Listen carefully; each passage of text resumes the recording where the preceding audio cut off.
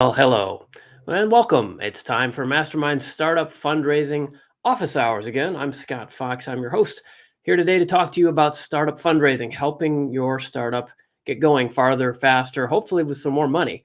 The mission of this show is to increase access to innovation and investment capital so that you can join the internet revolution, hopefully make some money and change the world in a positive way at the same time. So if you're joining us today live on YouTube or Facebook or Blog Talk Radio or maybe LinkedIn, thanks for joining us. Going to spend an hour or so here together, depending on how many questions you guys have. This is a monthly program where I open up my office here in Southern California to talk to you and hopefully help you out with some of the challenges that are facing your new ventures. So if you'd like to join us live for the chat, please head over to YouTube or to LinkedIn, the Startup Council page there, or the Scott Fox page on YouTube, and enter the chat there. We'll get the chat room going and taking questions. And happy to have any of you join us live who are registered in advance, or even we can put up the URL if you'd like to check in and join me on camera. There it is. You can join me on camera there. There's a bit.ly link there. And if you have a good question that you'd like to talk about or an investor pitch, sometimes we take pitches. People like to practice their quick pitch, no more than 2 minutes. And they put their pitch up verbally here on camera with me. And if they do, we're happy to give them some helpful critique because I'm an active angel investor. I've invested in 20 plus companies and several different funds. I've been at this for a long time. So if I can help you with the strategy for your pitch, we can do that as well. So let's talk a little bit about the show today, what we're going to do. Well, like I said, we're going to take questions. So if you want to join me on camera, you can do that. And you will actually win a ticket to our next MasterMinds workshop, which is a monthly program that I run also mostly via Zoom these days, although it's fun to do them sometimes. We used to do them all the time face-to-face here in Southern California. But the Masterminds workshops, the next one will be September 9th. I believe that's a Thursday evening, at least my time, Pacific time. And we'll have 20, 30, 40 entrepreneurs all together bringing questions. Again, it's a workshop. We're working together to solve problems and talk through critiques for investor pitches as well. And those are monthly like this, but they alternate. This is just me talking. So if I can be of help to you, please join me live now and put something into the chat room, or we will have some people coming on, hopefully, to join me on camera as well. So this show is a combination of Q&A expertise, mostly from me. So who am I? Why am I the guy with the microphone? Well, mostly because I did it, right? I'm here, I have the microphone, but I also have 25 years of experience in internet startups. I raised my first venture round a long time ago after I graduated from Stanford for graduate school and got in on the internet game pretty early. Since then, I've spent a lot of time in a lot of different startups, from small, very small that you've never heard of to very, very large that you've definitely heard of, and made some money, but also learned a lot of things. I've packaged that up into several books, as you can see behind me here. These are three different books. The middle shelf there is the English ones, and the others are translations. So these are available all over the world, maybe in your native language. If you're joining us from overseas and you're not an English speaker, check your version of Amazon.com or your local bookstore. They're in lots and lots of places that you can download them on Kindle or read them, on paperback, whatever you'd like. So I'm an active angel investor with Tech Coast Angels here in Orange County, California, as well as nationally. I'm also the chairman of the Stanford Angels and Entrepreneurs organization, which is here in Southern California and Orange County as well. And I'm here doing this as a community service, essentially, to help you and your friends get your startups going farther and faster, like I said. So if you share that mission, I'm glad you're here. And today we're going to take some questions and have some fun. So let me do a couple quick commercials. And I see we've got a couple folks coming in here on the chat room and on the video. Excellent. So we'll get going here in a second. Let me just change my caption here. Let me just point out to everybody, the session is being recorded and we'll be sharing this online because it's on YouTube. No surprise, right? If you'd like to invite your friends, please have them head over and join us live. The easiest URL to remember is that one, youtube.com/Scott Fox. If you're coming in the chat room there, I can see a bunch of you. Great. Nice to see you. Just go ahead and introduce yourselves. Might put into the chat room where you're from. And of course, if you have a question, that's great too. Happy to help you if I can. And it's always interesting to hear where we're reaching around the world. So I see Lone and Leslie and Sandy and Samir and Gus and Reechik is on. Looks like he's ready to come on camera.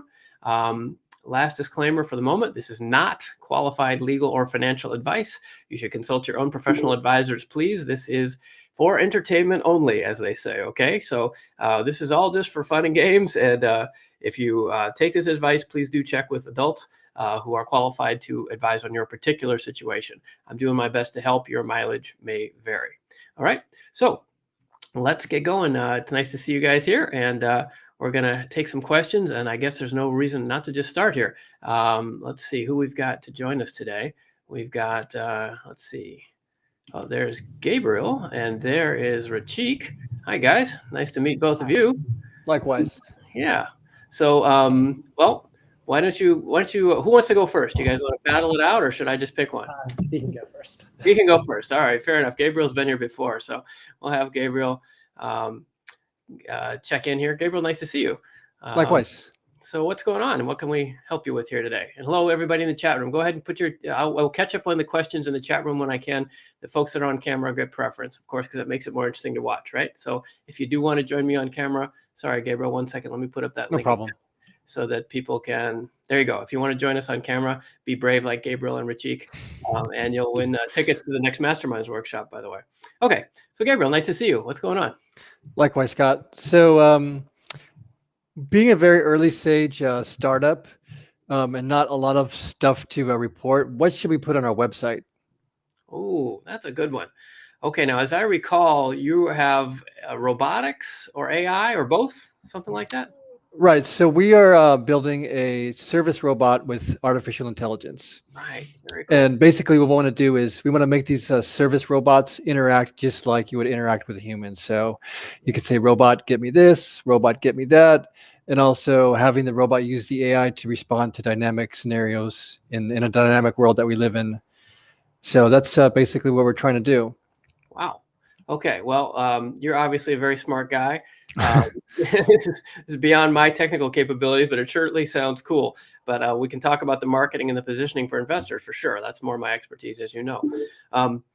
Okay, so first of all, anybody in the chat room that has suggestions, please chime those in. Go ahead and type them in. That's a really good question, right? What does an early stage company put on their website?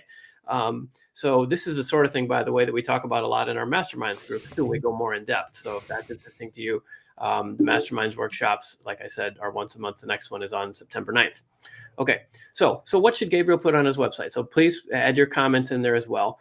My answer would be, well, what have you got, right? I mean, you've got a name. You probably have maybe a logo. You probably have the team. And then what you really have is a vision. So I think probably the vision is where I would start. But the question back to you is how, like I said, what do you have, but also how stealthy do you want to be? Can you give us a little more background? We're behind the scenes. We're working on obviously the AI algorithms. We've been talking to a medtech incubator, nothing official. We did get a letter of support from a customer, which is really good. And we also received an invite from the NSF to submit a full proposal. Right. So we're working on a lot of stuff behind the scenes. Nothing like we can say, hey, we've got this grant or we've signed up with this, a lot of stuff behind the scenes. Right. Well, that's you can't really put letters of intent up there yet, right? Just intent. Although that's a huge achievement. So congratulations. You got to start somewhere. That's a great start. Sure. I'd see a really good idea here in the chat room. A couple people, both Sandy and Brandon, two smart guys, both said, "What problem are you solving?" And that's a great way to position yourself, right? That's good. More about the problem, okay. And that naturally leads to your solution. I kind of had mushed that into vision, right? But that's to unpack a little more. That's exactly right. I think good ideas, guys. Right. So we just thought like a few basic things, like news, team, like the vision, like about us, just those few simple things. But I think, we should talk about the problem and how we want to solve that. I think that's a great idea for our website. Yeah, I think that's the right target. What you want to do is essentially like the first meeting you have with an investor. Like if you meet somebody, not a real meeting, but like if you meet somebody in an elevator pitch sort of situation, right? You want to give them enough to confirm that you're credible and then make them want to ask you for more, right? So you don't need to spell out the whole thing. Don't post the whole business plan, et cetera, et cetera. Obviously, Right. competition reasons, but also just because at this point you don't really have enough to close the deal anyway. But what you want is them to be interested. And I know of at least one startup. Actually, that's Brandon. Actually, he's in the chat room. He posted some things online and did it apparently just right, and got things going that actually customers started calling him, right? Because he had identified a niche with a real problem. So if you put up the problem and then the hint of your solution, and then make sure the contact form works, because I can't tell you the number of websites I see that don't have effective contact information, right? It doesn't sound real, right? It sounds like some scammy thing. So a lot of it is about credibility and the problem you're solving. I think that's a good place to go. And there's a bunch more comments in the chat room here. Let's just see if we can give you some more. I don't know can you see those, Gabriel? Where are you in from? Somebody said nothing. Right, nothing. Okay. Don't get a website. It's a distract. Oh, that's interesting, Lone. Okay. So that's not a bad point, right? I disagree. I think you should have something, but the distraction factor is huge. That's your number one asset as an early stage entrepreneur, is you and your time and your like brain space, right? If you get distracted with not that you would, but I'm talking more generally theoretically here, right? People get consumed with like redesigning their logo or something like really small, you miss the opportunity. And there's only so much life that any of us has to give to a new venture, right? And if you spend your time on, website design or filing all the proper business licenses and incorporating and setting up your bookkeeping, a lot of people it's like fake work, fake progress, right? Like, okay, I'm incorporated now. Okay, but what have you built? Have you talked to any customers, right? It's like you gotta use your resources wisely, and your number one resource is you. So I think that point is well taken, Lone. Maybe this website is simply problem statement, contact information done, right? You could have that done like by the time this call is over, right? Sure. And maybe that's enough. I think it's a fair point. Diana says, is the website for regular people to see or investors, or both? Kind of both, probably, right, at this point. So that's interesting, but it's a good point to think about who your target is. You really want to think about what you're trying to accomplish and then work backwards from that, right? Are you trying to put competitors on notice that you exist? Are you trying to attract investors to call you, or trying to attract customers to call you? Are you just trying to show your mom that you're not wasting your time in the basement, right? I mean, those are all legitimate objectives, right? So I would work backwards from that and talk to your partners so that you use your time effectively on that. All right. Great. Thanks. You bet. Nice to see you. Good luck with things. Nice to see you, Scott. Yeah. Thanks for joining us. Sure. All right. Moving along here. Got several other folks here. Let's see. We've got, Cliff and Gabriel and Leslie. Hey, Leslie, nice to see you too. Awesome. So I think Reechik was next. Does that sound good, Reechik? You're going to come on? Yeah, that's perfect. So thanks, Scott, for taking my question. Can you hear me okay? I can. Hang on. Let me take hi, Leslie, and hi, Cliff. We'll get back to you in a moment. Okay. Great. Thanks. So my name is Rich. Yeah. Where are you from? I'm from Washington, D.C. And thanks for taking the time to speak with me today and speak with all of us. So the name of our company is called Blinkly. And we're a software company, and the fundamental problems that we're solving is that we don't think it's okay that Google and Microsoft can read your data from their search and their email, and then create a psychometric profile of you, and then sell that profile to sort of a shadowy economy of third-party data brokers. And I'm with you. Awesome. Yeah, we also don't think that it's okay that our near-peer adversaries are getting access to our data and using it for nefarious purposes. I think Colonial Pipeline, the ransomware attacks that are happening in the University of California education system, for example. Mm-hmm. So the vision for our company is to build a quantum-resistant, end-to-end encrypted version of Office 365 or the Google G Suite to solve these problems. And for the last couple of years, we've been singularly focused on the development of one application, which is a quantum-resistant, end-to-end encrypted email service to solve the problems I just mentioned. And a couple of months ago, about 2.5 months ago, we pushed our product to production. And we've been very fortunate to be able to hit 6 figures in revenue already, which is really exciting. And we're actually not looking to fundraise at this point, but My question to you is that where we've gotten the most traction so far has been with the U.S. government and broadly, sort of the Five Eyes nations, if you're familiar, UK, Canada, that kind of thing, and Australia, New Zealand. And my question is that our product is sort of our product is capable of being sold to multiple different verticals like healthcare and real estate. And my question is that our go-to-market strategy is that we obviously, we want to sell the same widget across all of these different areas. And we think that the widget, the application that we built to this point could resonate really well in real estate and law enforcement. The challenge is that our team doesn't personally have those relationships. And the sort of tactics that we've used have been email, and they've been LinkedIn, and just trying to leverage personal networks. And to be honest, it hasn't been effective. And we don't think it's because there's not a need, but because we just don't have enough relationships to kind of open that door. And we're bootstrapping the company. So with that in mind, I was wondering if there were specific tactics that you might recommend we could consider. Yeah. Okay. Well, first of all, congratulations. I mean, that is really real progress for a big, hairy, audacious goal. That's what they used to call it at Stanford Business School, BHAG, right? Big, hairy, audacious goal. You're going to take on Microsoft. Yeah. Go for it. That's awesome. So that's exciting. And it isn't just a dream. You've actually realized real revenue, six-figure revenue from this. That's very impressive, Reechik. Yeah, that's right. And for what it's worth, just to clarify just a little bit, we are competing with Microsoft and Google, but in the sense that they're not even in the same class because they're not secure at all. Right. So it's more like Proton Mail, Tutanota, Hushmail, Zix, DataMotion. Okay. Those are companies that are closer to our competitors. But yeah, you're absolutely right though. Okay. Yeah. Well, still, I admire ambition, right? That's why we do this. Yeah. You're literally the kind of person I do this show for, because that ambition and optimism is the most positive thing in our world right now. The world's a freaking mess, right? but entrepreneurs are out there we're gonna make it happen anyway. So right on. Okay. Thanks. So everybody in the chat room, let's offer Reechik some help here. They've got a product that's in market, and they're trying to figure out how to hit their target verticals, but without really knowing anybody there. Is that a fair assessment, Reechik? Yeah, that's right. Okay, so not an easy answer, right? You're obviously a smart guy, so I don't have a silver bullet for you, unfortunately.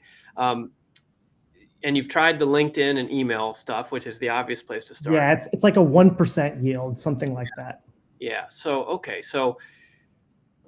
Well, there's a lot. You're talking about business development now rather than sales, in the sense of like developing relationships is a long-term consultative sell.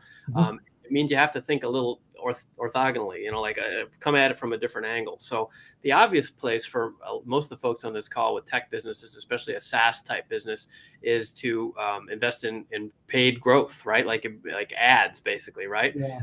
And there are people that really specialize in that stuff. Facebook, LinkedIn, Instagram, you have very much a business to business market, it sounds like. So maybe it's not Instagram, but maybe it is, right? You want to be where your competitors are not. Unfortunately, that takes money. And I have other ideas, but just to unpack that one a little. Are you guys funded, or what's your financial situation? We're just bootstrapping the company. The reason is that we're trying not to take outside venture for as long as we can. Okay, good for you. And then there might be a point where we would take it, but we're just not interested at this time. Yeah. Okay, but that's awesome. I guess I'm digging for. Do you have a budget at all? Could you do any paid? Do you have five? Yeah, I mean, we certainly could. We certainly could. I mean, we could do it, in the tens of thousands. I would say if we. I mean, look, at the end of the day, if there's utility above our spend, it's always worth it, right? Good. Okay. Well, that's great. Awesome. A lot of bootstrapped entrepreneurs don't have the spend, right? So gotta check. Okay. So the best resource I have in that direction, and this is not my favorite approach for you, but just to get it on the table and to help other people. There's a startup called Growth University, and they're a spinoff from the Launch Funds. Jason Calacanis is a well-known angel investor, and the Launch company incubator created this company as a spinoff. It's what they use to train their own companies in growth tactics. And these are primarily customer acquisition, online, paid acquisition sorts of tools, as far as I understand it. Craig Zingerline is the CEO and founder, and he is based in DC, actually. Oh, great. So that might work out if that's the avenue you want to go. And I should fully disclose, I'm an investor in that company, right? So I think they're cool. But they're also the reason I invested is because They are the only ones I know that are trying to productize this problem for startups, right? Big companies don't have a very different perspective on growth, right? But they are specifically targeting early stage startup founders who need to grow online. So check out GrowthU, and I think there's probably some discount you get if you mention my name or something. I can put you in touch if you can't Great, figure it out. thank you. And that applies to everybody, actually. It's Growth University. If anybody wants to put that, Google that and put it in the chat room. Other people would probably find it cool. I know there's a free couple lessons anyway, and it's kind of a membership thing, like a class cohort. Anyway, Sure. you can figure it out. Okay, so the more strategic approach is to do something other people aren't. So knocking on doors is hard. And if you have a little money in the bank, it sounds like you guys you have a little bit of elbow room here. Maybe you could head more towards content marketing. Have you done much of that, like publishing articles? Okay, so maybe there's an angle for you to create a really good, I hate to say this old-fashioned word, blog, or newsletter, or publishing things on LinkedIn instead of just out pushing people. Like knocking on the door, but to actually try to attract them in, right? Because that way they're kind of pre-sold, and it's a much longer fuse, right? It doesn't happen real quickly. But that's an angle to take. And I'll tell you something that's worked really well for me in the past, and you guys might try this if you have the skill set, is to actually do either an interview series on the blog or a podcast or a video series, right? So something where you have an excuse to call the influencers that you want to reach and build a relationship that isn't just a sales call, right? So it's one thing to call some big shot and say, hi, I'd like to, tell you about my product. Won't you buy it? It's a totally different conversation when you call and say, hey, I'd like to have you on my show and interview you because you're so smart and you could share your expertise with our audience. That's a totally different conversation, and the hit rate goes way up. Yeah. And that can work in any industry, really. Again, as kind of a long fuse for the sales, but might get you into some of the conversations that you want to have in a way that positions you. It positions you from the start as opposed to just a cold call. How's that? Is that useful? Yeah, that's really helpful. No, thank you. I really appreciate it, and thanks for your time. Okay, awesome. Nice to meet you. Keep us posted. If you do start looking for funding, let us know. Thank you. All right. Thank you. Nice to meet you. Nice to meet you. Okay. Let's look at, okay. Thank you for joining us, Reechik from DC. Okay, so let's look in the chat room here. Oh, Leslie, thank you for that URL there. That's funny. I don't think I can post in the chat. Can you post that in the public chat? I don't know how to do that. I'm afraid I'll lose you guys. But it looks like it's growth-u.com. Growth-u.com. Thank you, Leslie. We'll have Leslie on here in a minute. Okay, she can't either because she's waiting to come on camera. Okay, before I get there, Leslie, let me just check the chat room, folks. And if you want to come on camera with me as well, there's that link again. Okay, so Sandy says, who can you partner with? Okay, that's a great point, Sandy. Thank you. So Reechik, before you leave, that we totally, I don't have enough time to unpack the whole book, right? But Sandy is right. Partnerships are the other way to go. Find people that are already selling to the people that you want to sell to, and do some kind of partnership with them. Not competitors, I mean somebody adjacent, right? So you're selling, say, a secure email service, find who their cybersecurity providers are, or somebody in that vein that has a sell cycle and to the same sort of person as you're doing, and figure out if you can cross-sell or even cut them in on the give them a commission or something, right? At least to get going. And then that's a really good one. That's actually a more established way of doing things than the podcast angle I was suggesting, but that's a super way to do things. That's why I used to do things back before podcasts existed, when I was a biz dev guy. And then we didn't talk about trade shows either, right? Or conferences. Speaking at conferences is a really good angle because it gets you visibility, et cetera, et cetera. I mean, we could go on all day about this, but hopefully that's some good one. Waleed says reselling is another way you get others selling for you. Tech consulting is a great way to start. Yep. Thank you, Waleed. Exactly right. Sandy chimes in. That's a win-win situation. Exactly. And Diana says there's a growth capital conference for people who already have a running business. It's free. That's interesting, Diana. Maybe you could put a URL for that into the chat room. Let me back up the chat here to see what I've missed here. So guys, put in where you're from in the chat room. That's just a kick for me because I don't do any marketing for this show other than a few emails. So it's always entertaining and interesting for me to see where we're reaching. Okay, so loan says, okay, angel investors. Okay, we'll try that in a minute. Ghosts, mobile apps. Okay. Bihan from Sri Lanka. Great. Nice to meet you. That's a long way from home. Okay, Leslie's ready to come on. Sandy, the on-camera link is on the screen right now. Rishabh, I know it's very case specific. What fact? Okay, this is a fairly quick one.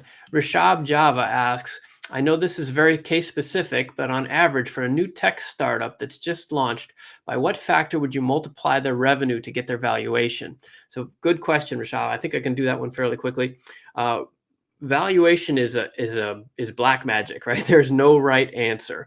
But the rightest answer there is that you look at your competitors, right? That's basically the best you can do, because that's what everybody else is doing, right? Valuation is not something that is, there's not a formula for it. I mean, there are lots of formulas that will justify the number you get, but the fact is that any investor or partner or anybody, even employees who are valuing their stock options, are going to look at the valuation of the company based on what this company's peers are doing in the market. So that's where I would start. And then the other question is whether you factor on revenue. And by the way, congratulations if you have revenue already and you're looking for valuation based on revenue, that's good. But some companies value on revenue, some value on EBITDA, some, there's lots of different ways to what is it you're multiplying, right? There's a what do you call that? Two factors in the equation, I guess, right? So I would look at your competitors. All right. Sorry, guys, just trying to catch up on the chat. Yeah, Brandon, Diana, yes, Gus, yes. Okay. Ghost has another good, this is back to Gabriel, if you're still here, Gabriel, your question. Ghost, did you see that in the chat room where Gabriel said, this is about your website, Gabriel, is there enough interest to sell it as a product? From my quick look, I couldn't find much demand for robots to automate tasks for you that much. So I don't know if that's true or not. I suspect there is demand, but that's your challenge, Gabriel, is to express the problem you're solving so that people like Ghosts go, I get it, right? You can't presume that people agree with you that there is a problem, right? So you need to position that in a good way. Okay, Mohammed, Samir, okay, Sandy, okay, reselling. Wow, okay, a lot of folks here today. Okay, Ghost is near London. Okay, all right. Thanks for staying up with us in the evening. And Dallas, Waleed. Okay. Now let's go back to the on cameras here. Let's see. I think Leslie was next. Let's see. Leslie, that's not Leslie. Hey, sorry. Hang on, Cliff. Hang on, Cliff. Sorry. Hey there, Leslie. You guys are. Sorry, this thing is a little complicated. Is that it? Nope, that's not it either. There's Leslie. Okay. Hey, Leslie. Nice to see you. Can you? Yeah, I'm trying. Hey, Scott. Good to see you too. Okay, there we go. All right. So what's going on in Leslieville today? Yeah. So came here a while ago to the other venue, which was on Zoom, and told you about my company. Yes. And we've made a ton of changes and progress since then. As you may remember, we are ed tech. So we take we allow educators to create stories that are animated based on kids' voice. So kids get to talk to the creatures, and the teachers can create lessons based on the kid interacting with the computer. Very cool. Yeah. So we think it's cool. But there's a couple things happening right now. As you know, kids are going back to school. And there's a big debate about masks. So what we are going to do, and we're doing this for market research to get our name out there, to figure out who's interested, who's not, is we're creating stories that we're going to publish that have the kid interacting with the bear who's going back to school. So they get to tell bear, they get to encourage bear about going back to school and what it'll be like. So we have one like that, and then we're going to have another one with wearing masks. And we'll ask the kids in different scenarios, should you wear a mask here? Should you wear a mask here? And if they choose the mask, then bear does a little dance. And if they don't, then he doesn't. So it's interactive with voice. So my question is, how do we take advantage of this?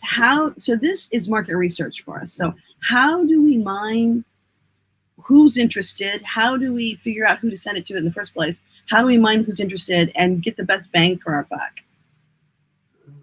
Okay, so let me spit that back to you to see if I got it. Mhm. So the children's educational company, and the example you gave of the bear and the mask is just an example, right? The software, you could create lots of stuff, right? Right, the software can create lots of stuff, but we specifically are creating those stories as a pilot to show. Yeah. Okay. So, and who's the target customer here? Who do you think you want to reach? Educators and therapists. We've also gotten some interest in medical communities that are interested in educating kids on, say, diabetes. They've just been diagnosed. That kind of thing. Right. Okay. So this is a specific. What concerns me here is that you're talking about back to school, and my kids have been back to school for 3 weeks already. Like we went back really early, so you have a very limited fuse on this, right? I mean, in the next week or so. Is that? But yeah, it'll be pretty soon. It also depends on where you live in the country. I think California's early. Right. Okay. Okay. So how would you get to the educators and therapists and the medical community in a short amount of time? Okay. So that's the question for the audience. If anybody wants to contribute in the chat room there. And let me give a quick plug, by the way, if you're watching, you can watch us on LinkedIn or YouTube. There are chat rooms there, and you can comment and it will show up here. And we'll be happy to help you out if we can. Okay, well, given the specific target you have and a fairly short time frame, I think that probably the most efficient way is to, back to what I was talking a minute ago about Growth University, like targeted paid advertising, either on a test basis or on a larger basis. I think the test, here's the trick. There is a way to get to exactly who you want to get every time, and it's called advertising, right? And they pay, but it's expensive, right? Especially if you want a specific target, a high value target, potentially like in the medical community, right? They're going to be more expensive than, teenagers who are hanging out playing Fortnite or whatever. I don't know how much money you guys, are you funded? I forget. You have no, we're pre-funded.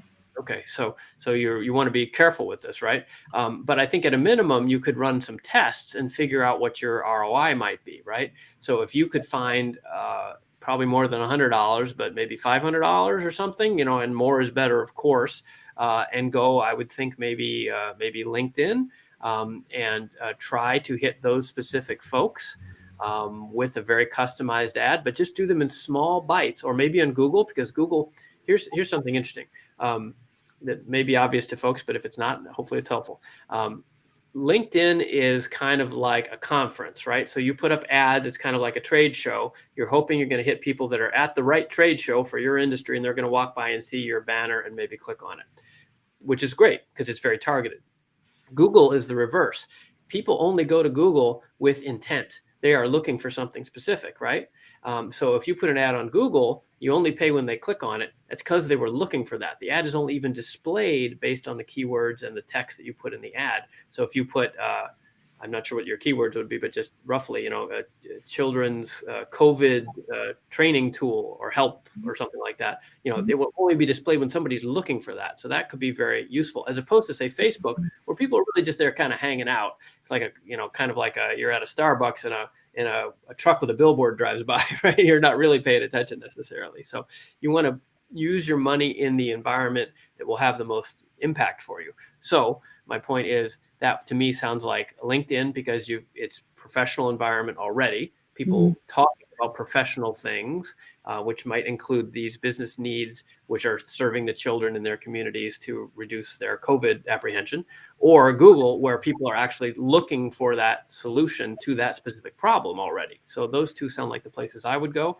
Maybe let's pick a number, $500. If you could spend $200 on each of those, and then kind of see what worked, and then you've got an extra $100 to confirm your thesis that, oh yeah, it's Google when I do this, or it's LinkedIn when I do this. I think you would know a lot more, probably by the end of the week, about who you're reaching and what they're responding to. That might be helpful. Is that useful? Yes. Okay. Yeah. Let's see what the chat room has to add to that. Sandy says, yeah, you need use cases with videos showing them in action. Well, that would be great. That's probably on the website. So that's a good question. Like, what if they click on your ad, what do they get? Right. So you need a landing page that confirms to them, I clicked on the right thing. Yes, this was a good move. I didn't go to some scammy, scary hacker site. Oh, and look, there's kids doing this kind of thing. Yes, that matches my interest. So that's a good point. Get the product market fit. Facebook groups. That's right, Sandy. That's the other angle here. Facebook groups are a little less professional, obviously, than LinkedIn, but there are groups in Facebook. And if there is a children's therapists group, or something like that, that might be a good place to do as well. Because Facebook does, at least as far as I know, still have the pretty much the best targeting. Like you can pick exactly the stuff that Reechik was complaining about earlier, and that I agree, where people take all your data and they target you. Well, Facebook's really damn good at that. So that might be most effective in another way because they can target the best. Okay. So there, that's what I got for now. Is that useful? Yeah, I think that's a good start, and I will take it and run with it. Yeah. So okay, good. Great, thanks. You're welcome. Nice to see you. See you. The other venue Leslie was referring to was the MasterMinds workshop. So that next one of those is on September 9th, like I said. So I'll probably see her there, and maybe you guys do. All right. Nice to see you, Leslie. Thanks. All right. Let's hop over here to Cliff. Cliff has been very patient. Hi, Cliff. Hi. All right. Hi. Nice to meet you. You too. In a very, at the moment, hot Chicago. Chicago. Okay. All right. So I'm kind of the definitive on your own entrepreneur. I am a 30-year IT consultant in the payment space, which pays the bills and funds at least 2 separate businesses. So I have it's a mobile payments toolkit that is dangerously close to production ready. And I have this would be a product for the merchant risk market I'm in very early in the very beginnings of building it. I have one sort of partner, but I'm pretty much on my own. So my kind of question is, and a lot of what I do as a consultant, right, is they don't know what they don't know. And that's where I'm coming from now. I don't know where I don't know. I'm Facebook averse. I just don't do the other, no real social media. I have a big LinkedIn site, but that's it as far as social media. So kind of 2 layered questions. One is, I don't even know where to begin with social media. I would like to grow my social media presence for my consultancy, but I also wonder, like right now, my 2 other ventures are completely separate. Like if you know me in the business, you might know what I'm up to with these products. Mm-hmm. But I'm wondering, is there a reason to kind of mix them together? Is there a reason to keep them apart? That's especially kind of I don't know what I don't know. Like, am I missing something there? Yeah. Okay, well, let's take the second one first. And the short answer there is I don't know, because there's a lot of specifics about who you are and who you're marketing to and right. stuff like that. Branding is a delicate and difficult thing. I mean, and you can, I don't know how well you know me, but I have 14 different brands. I have MasterMinds and Startup Council and Startup Office Hours. I got 3 different books. I got this thing over here, and it's hard because if you're an entrepreneurial person, you come up with new ideas and they need new names. Right. It's like my kids, they each have a different, of course they do. They have different names, right? So they're different. So yeah, I got like 5 others that are all like approaching, okay, I'm actually going to commit some time to these. Right. Right. So I think the answer I would share is you need to work backward from the customer's perception, right? So if the customer is the same, then you probably want to have at least some overarching brand name so they don't get confused. But if they're different customers, then the marketing is different and not going to cross over anyway. So that's probably good point. Good point. Okay. So I would look at it from the customer's point of view. The thing not to do is something I've been digging myself out of literally this week is if you're doing billing, make sure that the billing name, like on a credit card or bank account, matches the product or business name. Because in one case, I literally am doing this week. I built a thing online and it's making money, but I was lazy and I used the account from another one. So now when anybody pays for it, they get the charge and like, what's this charge? Who's this? Oh yeah. Right. They And call them dynamic descriptors. Right. I'm painfully aware about that. That's my world. Sounds like you're an expert, right? So that's what I need, some dynamic descriptors, because it's a mess. So Right. So I hear you. Yeah. Okay, so the other question I maybe have a little more to talk about is social media. So social media it's a hard one. If you don't do it, if you don't love it, it's such a chore, and Exactly. and it only gets bigger, right? Like I wrote my second book, this one. This is written in 2009, and it's next generation marketing strategies, right? In this book, I covered all of social media because there were only like 3 of them back then, right? And I was like a black belt. I really did. I knew all about Twitter. I knew everything about, not everything, but I was qualified to write a book of how many over 100 pages. I mean, this is a serious book, right? Like all my books.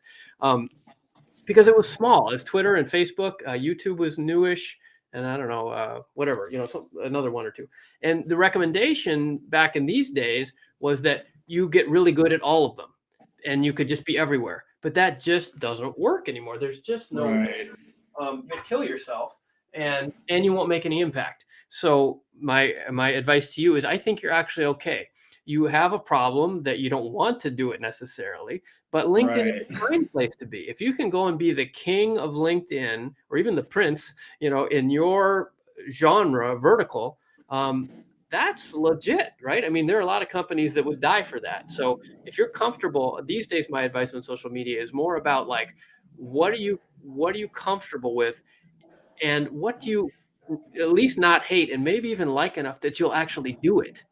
Because social media requires that social piece, and it's like going to a party where you don't know anybody or you don't like the people. Like, who wants to go to that party? Why would you do that, right? You need to pick. It's like I was talking about earlier with Gabriel. You only have so much brain space and energy for this, and why not put it in the channel that you like, right? Like if I said, Cliff, you have to go and do Twitter, but you hate Twitter. Well, of course it's not going to work, right? But you like LinkedIn, so maybe that's your thing, man. Then that's perfectly okay. There's enough people on LinkedIn now, and you already have a base. I would just beat the hell out of LinkedIn and own that.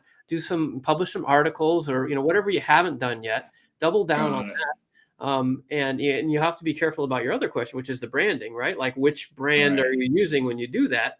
But I think that's a totally legit way to go.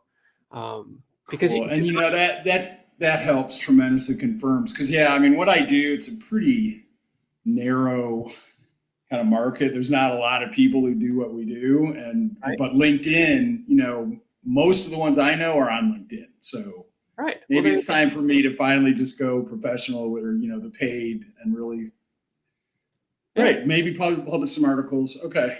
Yeah, I mean, that could be you. You could be the LinkedIn guy, and man, you could do a lot worse, right? I mean, absolutely. It's a great. Payments right now is the business to be in. It keeps me very busy. Yeah. I'll bet. Yeah, that's right. Good. Congratulations. Yeah, fintech is. Yeah, it's a good place to be. Oh yeah. All right. Well, enjoy your Chicago.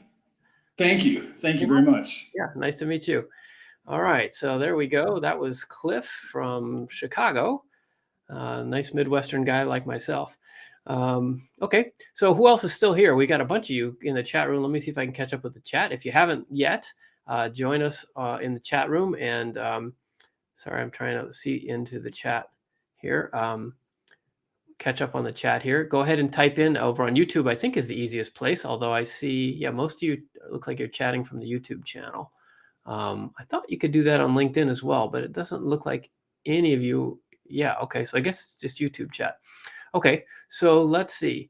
Brandon, could you use your mobile payment system for transactions? Okay, that's interesting. Brandon's suggesting that that's for Cliff, I think. Maybe there's some overlap there for you. 2 birds with 1 stone sort of thing.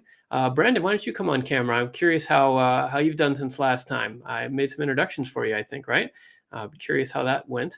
If you're somewhere where you can turn on a camera, let me know. It'd be good to see you. Sandy, happy birthday to you. That's fun. Sandy's a local here in Southern California, comes to my in-person masterminds events when we can have those, which has not been lately, unfortunately. Waleed, yeah, good point about natural language translation. Sandy says target things by disease. Okay, so now I was trying to go back here to Loan. So Loan, if you're still here, but the best place to find angel investors. Okay, that's where I'm going to go. And then Ghost will talk about mobile apps.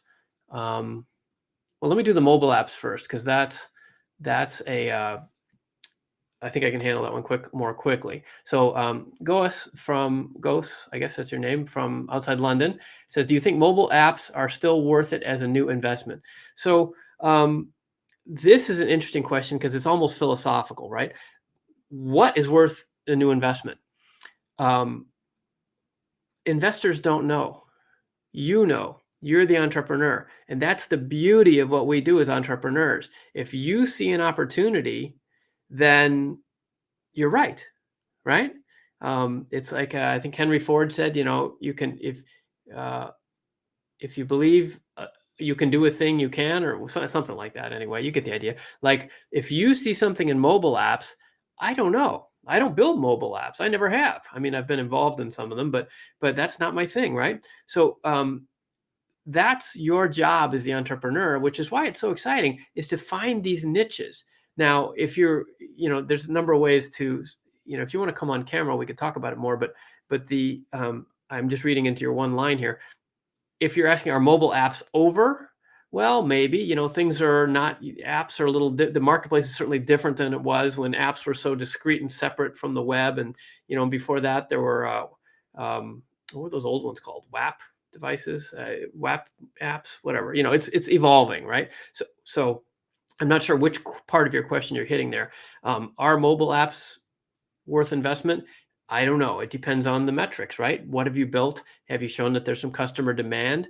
If you have, and people are paying you for it, then yeah, double down, right? But then, of course, once you get to that point, you got to look at the competition, right? Is this something that other people are doing? And the fact that you have revenue means that, a bunch of other people are going to flood in, or do you have a defensible position, either through, patents or trade secrets, or through market penetration, first mover advantage, or even just branding or partnerships? What is there about this business? So you need to kind of look at it holistically. And this is true for everybody. Look at every opportunity and think, what is it about this that is a business? And this is probably the number one piece of advice I have for all of you. Hold on, Brandon asked for that camera thing. Let me put that back up in case anybody else wants to join us. There we go. My number one thing for all of you is that every entrepreneur is split. It's like the yin yang thing, right? You have to be dedicated and so excited about the product and the problem you're solving and the way that you're delivering that to customers. That is 100% your job, to focus on the product solution, the market fit thing, right? The problem is you have another job that is 100% your job at the same time, which is expressing that as a business. Because investors aren't looking at your product. Like, we don't really honestly care that much about the product. I might have sympathy for the vertical you're in, like if you're helping kids with COVID go back to school, or you have more secure email, or you have new payment fintech infrastructure. Those are all completely legitimate, exciting things that it's your job. These are examples, obviously, from today, from Leslie and Cliff and Reechik. It's your job to be excited about that stuff, but it's my job to look at all three of those. They have nothing to do with each other, right? We couldn't have picked, thank you guys, we couldn't have picked three much more disparate examples, right? And an investor has to look at all of those and compare them. So we can't be as invested in the product. We have to be invested in the business. So that's your job. Are mobile apps a good place to invest? I have no idea. You have to tell me what it is about mobile apps that are going to make this a business that I want to invest in. And that's the other 100% of your job, to wear both of those hats, the left side and the right side of your brain. And hopefully that will help you evaluate. But I would really just encourage you to decide, right? You're the entrepreneur. And that's the beauty of what we do as founders, is figuring that out for ourselves. Okay, so we'll talk about angel investors in a second. Okay, well, here's Brandon. Excellent. It's nice to see you. Hold on. There we go. Hey, would you guys mind if we took a group shot here? These are really helpful to me. I'm going to put you all on camera. Hey, Brandon, I'm going to put you all on camera at the same time, because then it looks like this is a really big and popular show. And there we go. Oh, hold on. Yeah, there we go. That's one. And then let's see this way. I'm just showing off now, right? There we go. That's good. It helps it look like people show up to these because they do, right? And that's useful. Thank you. Okay, so thank you, Leslie and Cliff and Reechik. Sorry, Gabriel, I didn't see you come on there, but we're gonna get there. He is. There's Gabriel. Okay, thank you, and Reechik. Awesome, guys. This is back to that social media thing. Okay, so Brandon, hey, how are you? So what's going on? Pretty good. Oh, Nice. yeah. So I connected with Scott Brofsky. So Excellent. I'm actually supposed to meet with him tomorrow. Oh, So, okay. Yeah, so we're gonna have like an hour mentoring session deal to see how he can help me. But yeah, I don't really have too much to update you on. I've gotten a few more people interested in it, and I did kind of a little trick because it's currently a physical game, right? And so I'm working on the digital version. But what I did was I basically said, that the game isn't available yet, because I've noticed that when I got most of my sales at the beginning, it was like before it was available. It was pre-order, and so that's when people were like, "Wait, I can't get it yet. Now I definitely want it." Interesting. So it's like a weird sales trick, and I haven't gotten sales since then. And so I just said, "Okay, well, it's not available yet. Just let me know if you're interested." And people seem to like that. Okay. So just maybe a little sales trick. This is for Gabriel and anybody else that's interested in their website. Brandon's the guy I was talking about. He put up a website and he didn't even have anything to sell yet. And people started pinging him asking to buy it. So that's part of the secret, it sounds like. Yeah, definitely. Okay, well, that's a good tip. And then the other thing, Brandon, that he's talking about, I made an introduction for him to the SBDC, and this is true for everybody here, at least in the United States. The Small Business Development Centers are a service of the U.S. government, part of the Small Business Administration, and the SBDCs, I don't know how many of them there are, but there have to be dozens, maybe hundreds across the U.S. And the introduction that he's talking about that he's meeting with tomorrow is the Small Business Development Center in Riverside, right? Aren't you in the? Well, yeah, I'm near Riverside, like 15 minutes away. Yeah. Okay. So he's going to go meet with them, and the SBDCs are charged. It's your tax money, fellow Americans. It's our tax money paying for consulting to early stage companies. So this is a great resource for all of us. And I know the director over there, obviously. So I connected them because they're near each other geographically. So awesome. All right. Well, good to see you. Thanks for your comments in the chat room too. Helpful stuff. And yeah, keep me posted. That's exciting. Will do. Thanks, Scott. Right on. Nice to see you. You too. Okay, so that's good. Updates, people making progress. That's a good thing. I like to hear about the progress. Okay, so I was going to go back to talk about angel investors here. We got 5 minutes left or so. Let me just see if anything else came in here while I was talking. I keep getting these new messages. Okay, so let's talk about, sorry, just reading here. Yep. Okay, so Lone said the best place to find angel investors. Okay, so the best place to find angel investors, that's a big topic, right? I keep thinking about writing another book, and that will definitely be a part of it. But the best place to find angel investors, it depends. It's funny because angel investors there's kind of levels of angel investor now. Traditionally, an angel investor was kind of like your uncle or your cousin's friend who was a dentist and had some extra cash, and they put in 50 grand because you were a good kid from the neighborhood, that kind of idea. But it's really grown up, and there are now semi-pro and even, I guess, professional angels. I guess I might even fall in that category. I spend most of my time these days when I'm not talking to you guys as an investor. And that just means that we invest our own money as opposed to a venture capital firm, which invests much larger amounts of money, usually from other investors. People invest in the firm and then they invest in you, sort of thing. So where do you find angel investors? Well, there's a couple ways to think about that. Geographically is the traditional way, which is in your neighborhood, right? So if you are in a target-rich environment like the Bay Area or any big city, Chicago, LA, New York, whatever, London, there are people around for sure. If you're not there, luckily, one of the few benefits of the pandemic has been that we're all much more online and accessible via Zoom and conferences that are virtual these days. So any of you that are looking for angel investors, I would look in a couple places. One is there are conferences. There are conferences all the time, different organizations well, let me do those separately. So the conferences and events are online. So look on Eventbrite, look on, and just search in Google, right? But I would encourage you all to do some targeting here, not just any angel. You want to probably put like angel investor, artificial intelligence, or angel investor, natural language software startup, or whatever, your keywords are, because you don't want to just spray and pray. That's waste your time, and you won't get much response either. The more targeted you can be, the better. So I would look for events. There's all kinds of them online these days. I get invited to a couple every day. So I think a quick Google or two would probably point you in a lot of right directions. Second, there are a lot of organizations. I belong to Tech Coast Angels, which is the largest angel investor group in the United States. We have 5 chapters across Southern California, but there are many, many other angel groups in pretty much every city now. Certainly the big cities have, like New York has a bunch of them. But even in the smaller cities, I would bet you that there's probably one in Columbus, Ohio, and Fresno, California, and Shreveport, Louisiana, right? These days, angel investors seem to be everywhere.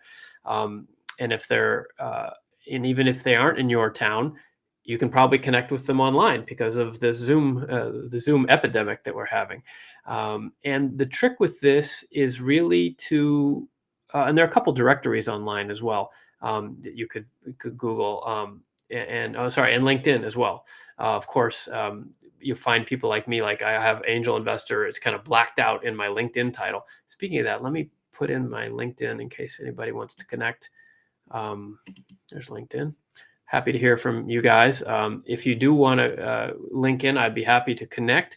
I don't use that LinkedIn Messenger, though. If you want to contact me, please do the contact form through scottfox.com because I'm an email guy, not a messaging guy. Anyway, LinkedIn has lots of groups, although some of us hide our affiliation as investors because we just get inundated with random pitches. But what I was going to say before we wrap up today is that angel investing is, and VC too, but especially with angels, it's really about the relationship. So you want to go into the relationship with some targeting. You don't just every person you meet pitch them, right? You want to figure out, if you can, what are the things that they invested in? How much do they invest? Are they still investing? What do they like? What do they not like? And of course, if you have a personal connection, right? You are from the same town, or you went to the same school, or you're related somehow, like all those little touch points are all about building trust and credibility, because nobody's going to write you a check just based on a presentation deck and a smile, right? That I know the media loves to make it sound easy, but it's not. And it's a sales process, and you need to be a likable, trustworthy person before anybody's going to write you a check. And that starts with being respectful in the sense of figuring out that they might even be interested, right? If I only invest in late stage hardware startups, then, and that's no well-known thing, and it's not always well known about angels what they do. It's kind of private market, right? But if I'm known as a late stage hardware investor and you bug me to invest in your early stage, biotech startup, then that's disrespectful. Honestly, I don't, of course I'm not going to help you. I'm busy, right? I got plenty of people pitching me late stage hardware startups, right? So it's incumbent on you as founders to do enough research to do a targeted pitch, and then try to get the warm introduction. And the best way to do that is, they always say, if you ask for money, you get advice. But if you ask for advice, you might get money. So just be friendly and ask for advice. And most people who are in a position to be an angel investor are happy to give advice to the extent that they have time. And by giving advice, you start to build a relationship, and that might lead certainly to better advice or introductions, and maybe even to some money, or at least introductions to money. So that's what I would do to look for angel investors. Okay, well, there we go. So I hope that was useful. That was a solid hour there. Great questions. Let me give you a couple notes here. We've got some upcoming events. What am I looking at here? Oh, okay. So yeah. So if you could, would you like and share and comment and follow all that stuff, right? I spend a lot of time doing this, but I don't spend time marketing it. So I need your help. If you would just tell your friends, invite your friends, and like and comment and share. Those drive all those algorithms that drive Cliff and me crazy, that social media nonsense, right? But that's how this works, right? I even click like on my own comments, right? Because then I've seen it helps, right? So the more you guys can click, that would really be helpful to me. And if you're listening to the podcast version of this and could leave a review on iTunes or whatever podcast platform you use, that would be great too, et cetera, et cetera, et cetera. Okay. So this is free. That's the only cost, if you don't mind. And of course, you're all welcome to connect with each other and make some new friends through the chat rooms as well. And connect with me on LinkedIn if you'd like. There's 100 other episodes of Scott Fox Radio podcasts on blogtalkradio.com. And my YouTube channel has 100 plus videos. And I'd be happy to see all of you on September 9th, which is our next monthly MasterMinds Startup Accelerator workshop. And that's a group like the nice people you saw on camera here today, all 30 or 40 of us all together. And we do a bunch of networking and questions and answers. And those run 2.5 hours. Lots of fun, very educational, lots of repeat guests because it's a great service and lots of fun. And last, let me just remind you, if you haven't already, please come and join our email lists. And then you'll hear from us again about next time. And that's all I've got, I think. Yeah. Okay. So appreciate you. Thank you for your help. The mission here is to encourage access to innovation and investment capital. And with your help, we're doing that a little more every time. So thank you for being here. Please tell your friends, and I hope to see you next time. That's all for now.